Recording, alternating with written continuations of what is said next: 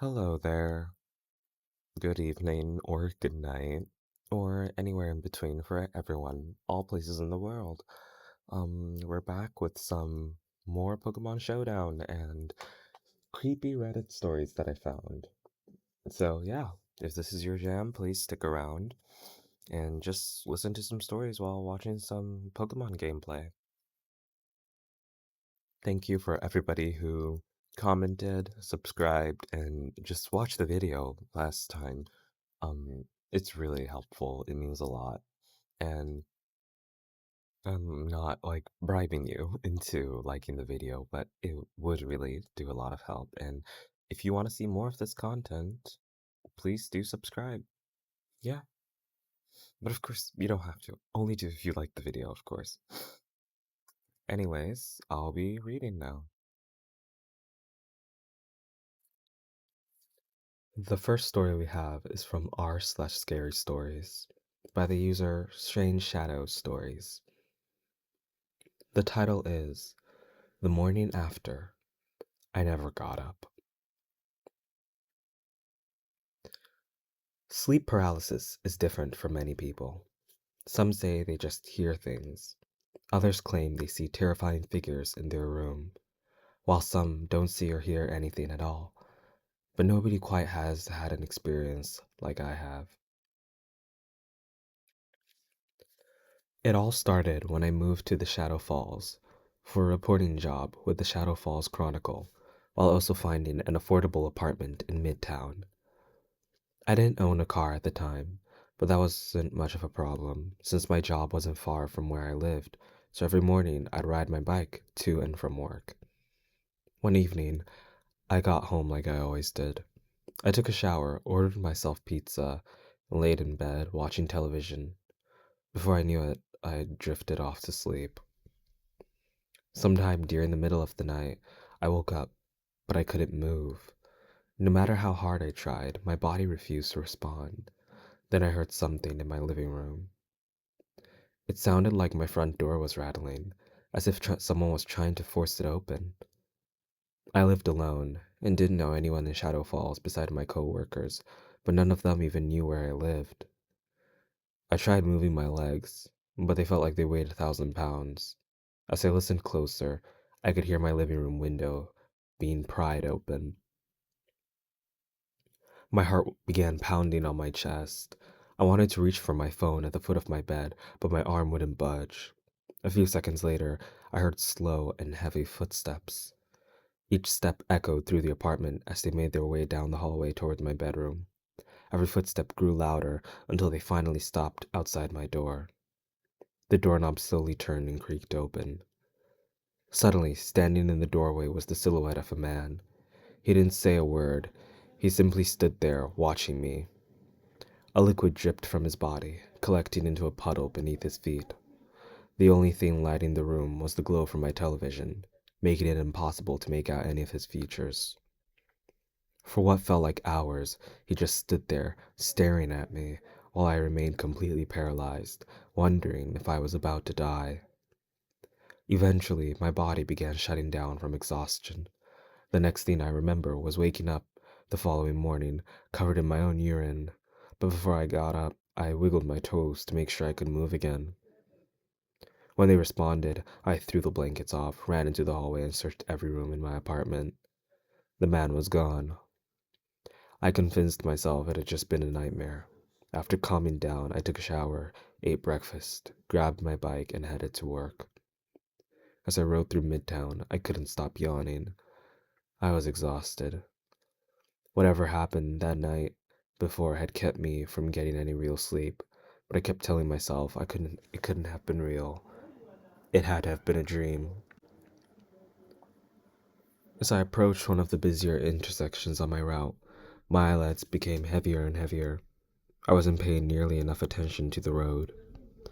Then everything happened in an instant. All I remember is tires screeching, horns blasting, and a car slammed into me. The impact launched me several feet off my bike before I crashed onto the pavement. For a few moments, I just laid there in pain. Eventually, I climbed to my feet and looked at my bike, only to see it completely destroyed. The driver seemed more concerned about the damage to the car than whether I was alright, but honestly, I couldn't care less. I just wanted to get to work. So I left my bike where it was and walked the rest of the way, almost as if I hadn't just been hit by a car going 30 miles an hour. When I arrived at work, everything felt off. Normally, it was a quiet place to work, so people kept keeping to themselves, which wasn't unusual. But today was different. Nobody acknowledged me as I greeted coworkers walking past me. I even stepped into my boss's office to ask him a question, but he never looked up from his paperwork. He acted as though I wasn't even standing there. I figured everyone was still upset because I hadn't turned in an article 2 days earlier. When my shift finally ended, I reached into my pocket to call an Uber home, only to realize my phone was gone. It must have flown out of my pockets during the accident. Great.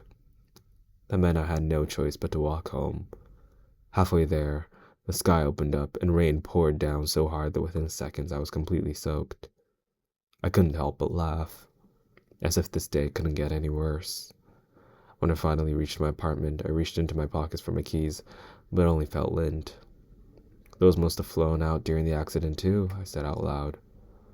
With no other choice, I decided to climb in through my bedroom window. Using all my strength, I forced it open and pulled myself inside.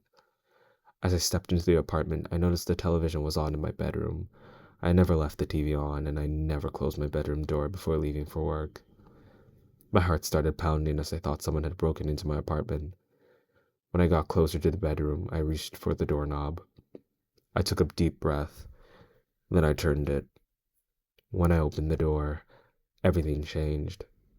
Because I'm not here to tell you an ordinary story about sleep paralysis. I'm here to tell you that when I opened that bedroom door, I saw myself lying in bed, unable to move, with my eyes fixated on me in absolute terror.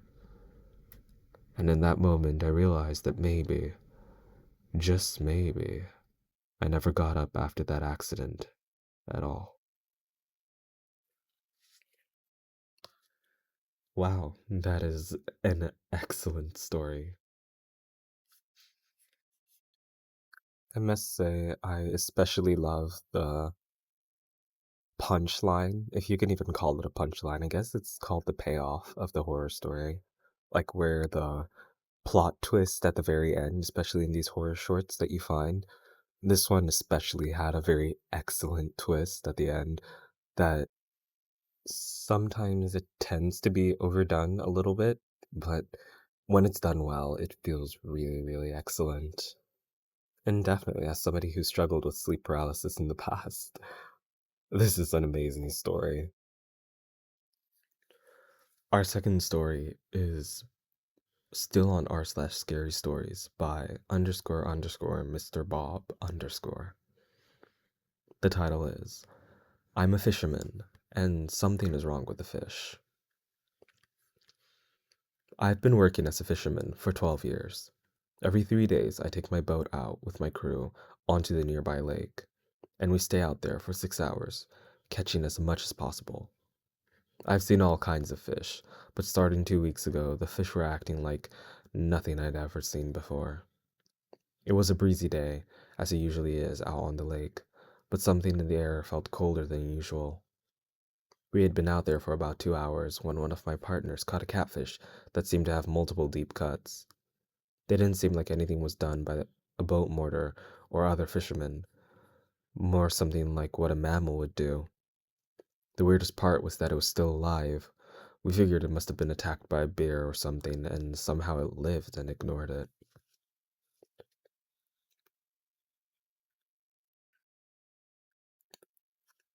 Ever since then, we kept catching fish with deep gashes or cuts across their bodies. We finally caught a normal fish on the next trip and decided to take it back, as well as some of the other wounded fish, to get tested by an expert to see what could be doing this. We got the results back a week later. According to the experts, the gashes on one of the fish we caught the day we sent it over had gashes over 2 weeks old. The healthy one we sent in was normal. The cuts were compared to claw patterns of the nearby wildlife, but nothing matched. On our next day out, we caught 2 more healthy fish and 4 more wounded ones. One of my shipments was good with technology, so he recommended we put a tracker in one of the healthy fish to see where it goes. I watched as the tracker moved across the lake until it reached an area we didn't usually go due to there not being many fish. The tracker then suddenly disconnected, then reconnected, but was on shore. We went over and found the tracker sitting on the shore, but no fish. There was also claw marks similar to the ones the fish had, marked in the dirt next to it. The next trip was just me, because the rest of my shipmates were ill. I was somewhat sick too, but I pushed through it. I normally didn't go out during the night, but I spent the days researching lake creatures that could leave claw marks like that, as well as the cryptid tales of lake monsters. I didn't expect to catch anything, but something caught my line. I reeled it up, but nothing was there. The bait was gone. And then I noticed a faint light beneath the surface of the water. It was a small orange light, about the size of a tennis ball. It then moved, faster than any fish could. I sped after it, eventually stopping near where the tracker was found. The glowing ball stopped, and a thin diamond appeared in the middle. It was an eye. The thing then went deeper into the lake. I grabbed the harpoon I never wanted to use unless it was an emergency and shot it. A loud piercing scream echoed through the water. Unfortunately, my brain grazed over the idea that it could just speed away with a harpoon in it, and I was dragged into the water, as it went faster than my boat could. I was now in the middle of the lake with something I couldn't even see due to it already being dark out. I felt something grab my leg, and then I felt pain that I could never imagine. I kicked at the thing, but I could only move one of my legs. Adrenaline gave me the ability to push through the pain and swim for my life. Thankfully, I'd been wearing a life vest, as I usually do when on water. The creature seemed in pain too, as it sped away from me, slower than it had been going before. When I finally reached the shore, I realized what the pain had been. My entire right leg had been ripped clean off, and that's why I couldn't feel it. I called an ambulance and told them something in the water had ripped my leg off. They arrived shortly, as well as the marine biologist, including the expert I sent the fish samples to. In the hospital, I told both of them what I had seen and done about the fish. I was also told all of my shipments had died of a rare parasite that was also found present in the healthy fish, but not the injured ones. I was tested for the parasite, but it was only found at the very end of what was left of my leg, so they amputated the rest of it. Then two people, wearing all black, came into the hospital room and whispered something to each other and let everyone out except for the nurse taking care of me. I was discharged 2 days ago, and I don't think I'm ever going near a major body of water again. I don't know what happened to the fish, and I don't know what that thing was. All I know is last night I went back to that lake to recover my boat. I saw 4 more glowing orange lights in the water. Oh my, this is a rather gruesome story, but I love the style of writing. Definitely gives you that energy of being a fisherman on the open water and just running into something that you are not prepared for. I would love if there was more of this story, certainly, but it seems like it ends here.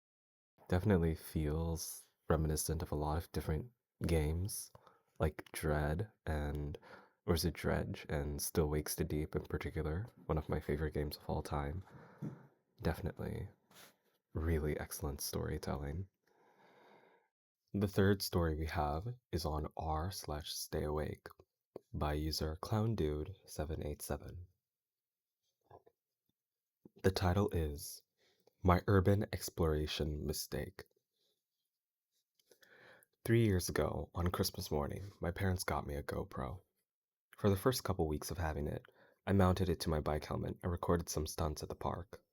I'd post it to YouTube, where I might get 10 views each on each video, knowing that it was mainly my cousins, brother, and a couple of friends seeing them. One day, my best friend Jack came up to me and showed me some videos that some channels would post, where they'd use their GoPros or other types of cameras to walk around abandoned buildings. Urban exploration channels. This piqued my interest immediately. 3 years later, my friends and I had over 100,000 subscribers on our shared channel, and we had explored so many abandoned properties across our state. The farthest one we went to was 7 hours across the state, an abandoned house that looked like a castle. Things had been going well. Well, until we decided to explore a freaking church. I woke up late this morning, my head still hurting from the party last night. My mother texted me that her and my dad would be going out to see my aunt.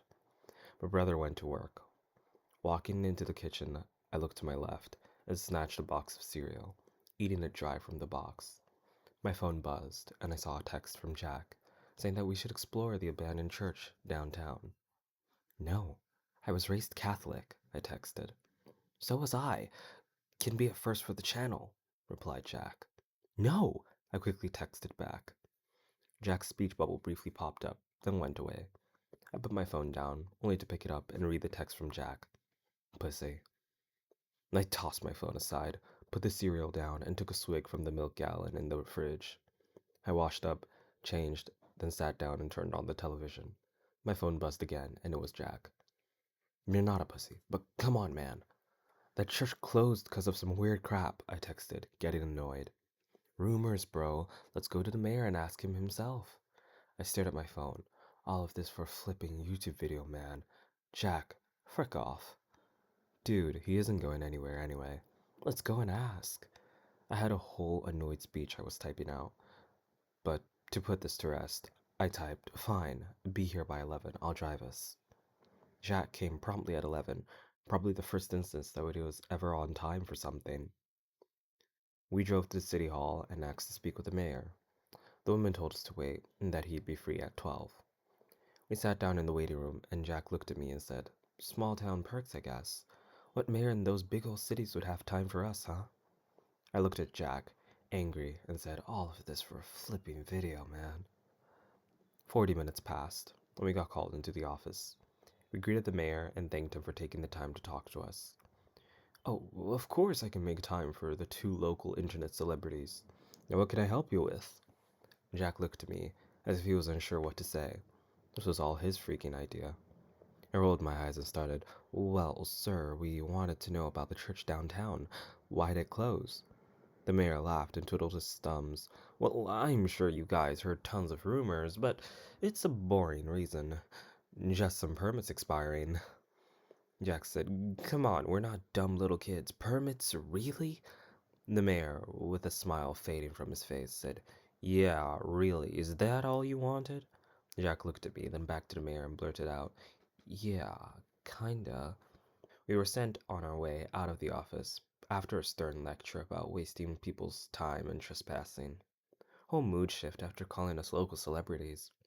Anyway, none of this deterred Jack, and it also started to amp me up. The mayor was rude. This was our YouTube channel, and the flipping place was abandoned. We wore the right gear, didn't vandalize anything, and thought it'd be interesting. Who the heck were they to say we were hurting? The next weekend, Sunday to be exact, Jax wanted to go to the church. Our two friends backed out, saying that they had things to do and they didn't want to touch the creepy place. I called BS, but this still didn't deter me. Jack and I met in front of the church at 12 a.m. Sunday morning. The doors were chain shut, but one of the windows were broken.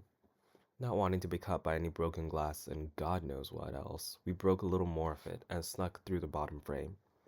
As we landed a few feet down on the ground, we looked around and saw busted up pews, broken statues of saints, and ripped up Bibles.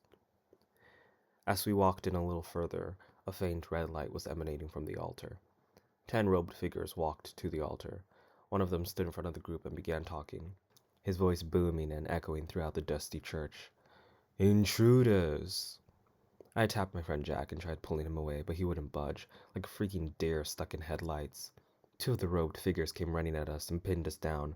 Their brown robes scratched against my skin as I tried struggling, but the men began punching down on us, making me weak.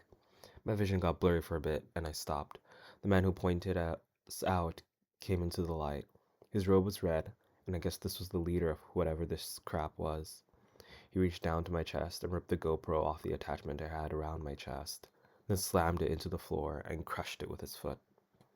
As I laid down on the floor, feeling lightheaded, I looked over at Jack. His eyes were closed and his nose was bleeding. The 2 robed men picked us up and carried us down the stairs into a dimly lit basement. Then they threw us on the floor. The man in the red robe followed the rest of them. beckoned to one of the men to come forward. The red-robed man pulled off the man's brown robe, exposing not only his face but his upper body. His right arm had a tattoo of an eye with a pentagram and a sword going through it. Mayor? I slurred, feeling lightheaded from the punches. The man in the red robe stepped forward and smacked me, leaving a stinging, burning feeling on my cheek. He then stepped back and said, "Your indiscretion will be costly. You told us that these two visited your office inquiring about this church, but you scared them off. I assume your sternness and the efficacy of your tirade were overstated, yes?" The mayor, with tears streaming down his face, nodded. The man in the red robe snapped his fingers, and one of the other men ran to a cabinet and pulled out a handle with a short, sharp metal chain attached to it. The man with the red robe grabbed it and turned to the mayor, who was on his knees. "The members of the group of the Holy Sword dedicated their lives to fight against debauchery this country is facing. Free will has allowed Satan to persevere, poison our children, and allow unholiness to become prevalent. Awful third world garbage pushed us normalcy as virtue." What the heck was this man talking about? We stumbled upon a flipping cult, with the mayor being a part of it. I didn't know if I'll survive this. "Self-flagellation isn't enough for your misdeed, Mr. Mayor," continued the red-robed man. He lifted up the whip in his hand and struck the mayor, the steel spikes and chains cutting the mayor's skin, causing blood and bits of skin to splatter on the floor. The mayor screamed in agony and arched his back.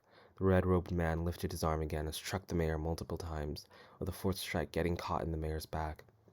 As the red-robed man pulled the spikes out of the mayor's back, more blood splattered across the floor. The mayor's scream went silent as he passed out.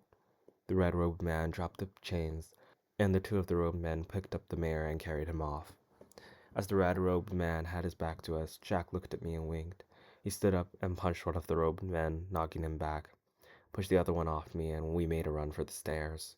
I made the mistake of looking back and saw the red-robed man who pulled out a gun and started chasing us. "Run, all you can, but we know you," shouted the man. "We know you and your families. You've made a mistake coming here." The man screamed over the shot of his gun, with the bullet whizzing over our heads, causing a ringing in our ears. "We've grown to infect your local politics and will continue to grow." Another shot rang out, and Jack fell forward. A hole leaked blood out of the back of his chest. The exit came into view, and I ran into the night. My new life began, all over a freaking YouTube video. Wow, that was quite impressive. Kind of a crazy story, honestly. I love what they were trying to do, and I feel like it could do with a little bit more length, but definitely, I also love how the characters feel normal. Like, they don't act particularly smart, because, like, exploring a church at 12 a.m., an abandoned church at 12 a.m., kind of asking for doom, but honestly, they didn't act particularly stupid or particularly smart, so they feel like normal people, normal, silly teenagers. Great story. Our fourth story is on r/stay awake, and this is going to be a trippy one by user Exploration Rupert. The title is, "This is a real warning. If you find this user, avoid it at all costs." This will probably make me look insane, but I need to warn you of something very serious. This seemed like the best way to get the word out. Every night before sleeping, I scroll on my For You page. I turn all the lights off and open my windows to signal to my body that it's time to quiet down. A video popped up on my feed of a man wearing a very weird looking outfit. His face was covered by a black cloth with eye holes cut out of it, and he had black oil or coal on his eyelids. The video at first just seemed to be a random guy who has really terrible humor, who likes moving in unsettling ways and being all weird. The posts were labeled as relatable, masked man, but they're not relatable at all. They just looked messed up. I scoffed at my screen and scrolled on. My night went on as it normally does. I watched videos until I couldn't keep my eyes open anymore, and then fell asleep with my phone in my hand. I woke up, showered, and went about my day as I always did. I drove to work, punched in, and began stocking the shelves. My break time slowly rolled around, and I was able to sit down and have some lunch while watching social media again. For a little bit, I scrolled through the videos and it was completely normal. But I got another video about the same weird guy from my For You page yesterday. It was in front of a webcam this time on a video, playing a game. He had a memorable voice. It was higher, but smooth in a way that was normal, but unnatural at the same time. It was more annoying than creepy, so I still brushed it off. Just scrolled past the video without clicking the like button. But to be honest, I didn't click the block button either like I should have. I swiped through a few normal videos, but the app brought me another video from the same person. I grunted and scrolled again, and there was another one. I squeezed my jaw because of how annoyed I got. Most people who I found annoying didn't give me the same weird feeling that he gave me. It was more than annoying, it was unsettling. There was something in his eyes that normal people didn't have. I don't know how to explain it. 20 minutes passed and my break was over. I shut off my phone and put it in my pocket. For the rest of the day, I couldn't stop thinking about him, which is really out of the ordinary because things don't usually bother me like that. I got home, and after I had my dinner, I got into bed, pulled up my covers, and started having my nightly scroll. I didn't realize until about an hour later, but I didn't see him on my For You page. This should have been a relief, but it made my stomach turn instead. I didn't know what in the world would make me think or do this. Maybe it was curiosity, but I went into the search and looked him up. It wasn't difficult to find. I went through his profile and only saw videos with the same bad humor, but the more I looked, the more normal it felt. This did put me at ease a little bit, and I was able to easily get to sleep. This is when it really started. I had a dream. I don't know if I should call it a dream or if I should call it a nightmare. The guy from the videos just stood there by the side of my bed, staring. Its eyes were wide, like it was trying to take in all of my details. It was examining me, quietly, as a shadowy form. The nightmare seemed to go on and on forever, while its inky black shadow hovered and leaned over me. My eyes felt like they were having holes drilled right through them from how hard the eye contact was. My body felt hot with adrenaline, but I wasn't able to move away. It didn't blink, neither did I. It just slowly breathed in and out. The next night, I felt drawn to it again. This time I opened the comments and read some of them. The more I looked, the more obvious that it wasn't just me. Many of them were about the videos, but there was a lot of the comments about how people have had dreams with him in them. Some of them were even concerned in the same way I was. There was even an old video joking about dreams like it was taunting me. I guess it could have been what he wears or the power of suggestion, but isn't it weird that so many people keep having the same dreams about the same thing? I powered down my phone and laid there silently in the dark.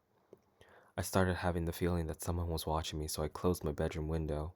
I didn't want to watch anything else. I didn't want to sleep. I was stunned and confused. My eyelids started to get heavy and I closed them for a minute, but I realized I needed to use the bathroom, so I got up and made my way through the hallway. I did my business, but when I turned to leave the bathroom, a shiver went up my spine. The air felt colder than normal and goosebumps popped up all over my skin. I thought that maybe the draft had blown through my window, but I remembered that I closed it just a minute ago. My subconscious brought me to start turning around to look behind me, but something in my mind screamed at me, "Do not turn around." I trusted my gut and quickly brought my head forward again. I took one step forward with my hands clenched closed. A weak breath brushed against the back of my ear. Something was behind me. My body flooded with fear as I ran as fast as I could to the other side of the house where I kept a metal bat. A loud slam was made just as I pulled the closet door open with extreme force, and I quickly reached around the corner to find the bat, while I kept my eyes locked on the opposite end of the dark hall. My hand grasped onto the cold metal, and I pulled. It did not move. I thought that something must have been leaning on it, so I quickly looked into the object and pulled away with my other hand. Still no success. Nothing was leaning on it, and no object was weighing it down. I glanced behind me quickly, and then back in the closet. The darkness of the closet was impossible to see past. A creepy, silent moment passed. Two inhuman eyes appeared from the shadows. My blood froze the moment they met my own, and I stopped breathing. Its pupils were huge, like a shark hunting its prey. The metal bat loudly fell to the floor as my hands let go of it. I screamed, screaming louder than I ever had screamed before, and suddenly I was sitting up in bed, panting heavy in a cold sweat. My eyes quickly looked around the room. It was a nightmare. I didn't even know that I fell asleep. I very quickly grabbed my phone off my bedside cabinet and shot a text to my best friend. He was the kind of person that you could turn to for anything. I never met anybody else in my whole life who was that friendly to people. Someone like that is very rare to find these days, but I'm grateful that I met him. I texted him, "Do you know this guy?" And I sent a link to the social media page. Thankfully, he responded fast and I wasn't left waiting. I stared at the three dots as they bounced on the bottom of my screen while he typed. "Yeah, he's on my For You page constantly. He's so funny, lol." That was the reply I got from him. After he sent it, he quickly moved on and started talking about something else like it was nothing out of the ordinary. I had to mention it again. I typed it up but was hesitating. I knew it was a weird question. "Have you had any dreams about him?" "How did you know that?" Yeah, I did." Fear clouded my mind when I read the words on my screen. "This is the craziest thing I've ever seen. I'm having them too, like really bad. And I saw so many comments where people were having them too. What happened in yours?" I sent. My body was shaking. I didn't get a response for 2 hours after that message, and I was getting worried that I pushed too far. It was weird for him not to text back fast. Eventually, my phone buzzed. He sent another message. "I had a dream where he was doing something in my room, but it was blurry and I don't remember anything else. Are you okay?" My eyes filled up with tears because I realized he probably thought I was crazy. I replied, "Please, don't you believe me?" My friend typed again for a few seconds, and a new message popped up. "I do believe you, but I think you might be getting yourself freaked out over something that isn't happening. I want to say this more kindly, but I don't know how." Another message came up on screen. "Your feelings are real, but I have my doubts about this guy. He's just a cosplayer or something, and he can't actually do anything like that." My blood went to my feet, and I sat quietly, looking at my phone. I didn't respond. I just clicked the button on the side of my phone, and the screen went black. It was still dark out, and the house was getting cooler ever since a breeze that was coming through my window. I thought I'd close it, but I didn't. I felt like I was going insane. I didn't know if I was still dreaming, but I knew that it was a real possibility. I fell back into sleep and didn't have any dreams at all. It was a shock when I woke up feeling rested, and for the next few days there were no disturbances. I didn't see him on my For You page anymore. After the last bad dream I had, it was suspicious, but hey, I wasn't complaining. By the fourth quiet day, I was able to forget that it happened, and I almost returned to my normal, undisturbed life. The peace that I felt quickly disappeared without any reason. My mind wandered back to those eyes I saw, and anxiety started to burst inside of me. I thought that I was past this. My eyes started to look around my room. It wasn't dark out, but the sun was starting to set, and the sky was becoming dark gray. After a few minutes, I noticed that there was a tapping sound coming from my closet door. My blood ran cold, and I stood up with my eyes focused on the door. My mind went back to the coat closet in the hallway from the nightmare. The eyes felt like they were peering at me from the inside of my own brain. I shivered from the idea. I was slowly walking closer to the closet. My fingers grabbed hold of the handle, and I pulled the door open while looking in. I was able to breathe finally when I saw that the closet was empty, other than my clothes. My shoulders relaxed, and I turned around to walk to the kitchen and go get a snack because I was hungry. I knew that it was just my mind playing pranks on me. I entered the kitchen. When I pulled the refrigerator door open, the light inside turned on and slightly lit up the room. The white light caught something outside of the window. I saw it out of the corner of my eye and looked up quickly. There was nothing except for shrubbery. I thought I was probably just tired, so I moved on. I put 2 pieces of bread on the napkin and started making a ham, cheese, and veggie sandwich. "Hello." My entire body froze. The voice was familiar. I knew where I recognized it from. It was that thing again. My stomach flipped as if I was on a roller coaster, and my eyes shot to the other side of the kitchen. He was standing there, staring at me, just like he did in the first dream, examining, expressionless. His neck twitched quickly in response to my eye contact, and his eyelids blinked very quickly before focusing on mine again. Its movements were terrifying and wrong, and a weird gurgle sound came out from under its mask. It sounded like it would have been painful. I was angry and screamed, "What do you want from me?" One of its eyes squinted slightly because I was loud. "Why are you doing this? What did I do to deserve this?" It didn't bulge, but I could hear the sound of it opening its wet mouth behind the cloth. It didn't say much, except for the simple phrase, "You know." I didn't know. It slowly pointed through the window to my neighbor's yard. I was terrified to look away from its eyes, but I did anyway and followed the line of its finger. My sight landed on a pile of burnt wood and ash in the yard. I turned back to face him. "That? I was going to light a firework. It was just a prank. I didn't mean to light the shed." Its eyes widened more as it stared at me. It still didn't blink, but its breathing got louder. "What about them?" It angrily moved its hand and pointed harder. I knew he was talking about the neighbor's pets. They had 3 cats staying in the shed when I accidentally burned it down. I screamed, "Are you serious?" I waved my hand around. I was furious through and through, but I also was scared for my life. "I told them I'm sorry." The thing bolted at me, and I quickly tried to run away from it. "Stop!" I screamed as I ran as fast as I could to my door. I tripped and banged my head on the floor. My skull ached. I flipped myself over onto my back and put my arms up to protect myself. Its hands grabbed my wrists tight while my head pounded. I blinked my eyes hard a few times, but my vision was still blurry from the hit. It cut circulation from my arms with its squeeze as it leaned very close to me. Its face was almost touching mine. An animal-like scream boomed from the thin lungs and rattled my eardrums. The screech was piercing. It was the loudest sound I have ever heard in my life. My eyes squeezed shut while I cried, but I wasn't able to plug my ears. My whole body tensed up, and suddenly the sound was gone. The pressure on my wrists was gone too. I opened my eyes and sat up with extreme speed. My chest raised and I fell while each terrified breath was sucked in. It disappeared just as fast as it came. Because of my head injury, I was unable to stand up, so I crawled to the phone and dialed in 911. I was brought to the hospital, and it turns out that the hit on my head gave me a mild concussion. I'm alright, but my ears are still ringing, and I don't know if it's from the concussion or the scream. The hair on my arms is standing up while I'm writing this, and I know that it's still there. I can feel him around me and in my brain. I keep seeing the shadows out of the corner of my eye. My brother is staying over with me for the night, but I know I will not sleep. That thing is not human. It might look and act like a normal person on social media, but if you listen to anything, please listen to this now. Be careful, because this can happen to you too.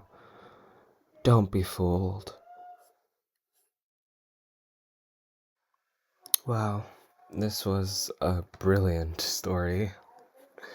A bit concerning, because considering where we are, and it feels very meta, considering YouTube, Instagram, and I feel like there's definitely an analogy somewhere in here. You can tell that our protagonist has a lot of guilt that they're dealing with, but they kind of just continue with life, I guess. It's quite odd to think about and mildly concerning, I must say. But for what it's worth, excellent story. Really excellent story, and it really does make you think at the end.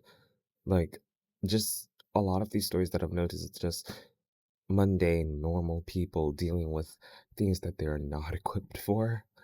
And it's kind of, I think that's the biggest horror inside all of it. So yeah, it's a pretty awesome story. We're just gonna briefly finish up our matches, and I guess I'll just yap about some things.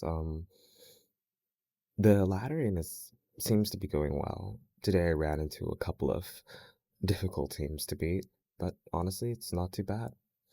And as for this channel, again, thank you everyone who tuned in to watch the last video, and thank you again to everybody who came back and watched this one. Um, I hope that you'll find a cozy place to listen to stories and just have fun while watching some silly Pokemon content. But yeah, I guess that's all for now. Bye.